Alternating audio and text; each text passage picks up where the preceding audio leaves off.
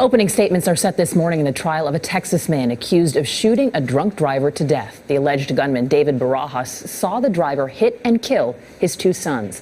Now the father from suburban Houston could spend the rest of his life in prison. Many questions remain over exactly what happened the night of the accident. In December 2012, Barajas and his sons, 12-year-old David Jr. and 11-year-old Caleb, were driving down a dark rural road when their truck ran out of gas.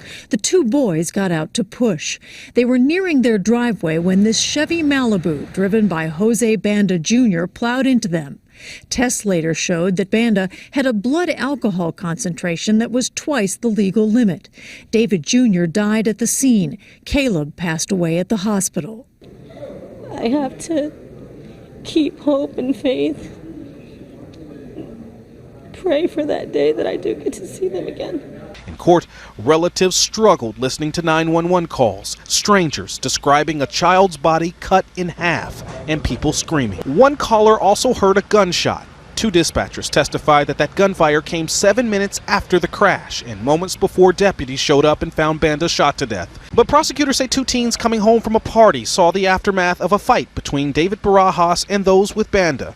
Those teens say Barajas asked them to call 911, but briefly disappeared. Investigators later found his blood in Banda's car, but the defense says there was also blood that has not been identified around the car. Prosecutors allege after the crash, Barajas went into his house, retrieved a gun, and then shot Banda once in the head. Bullets similar to the one that killed Banda were found in the Barajas home. But the murder weapon was never found, and no witnesses identified Barajas as the shooter.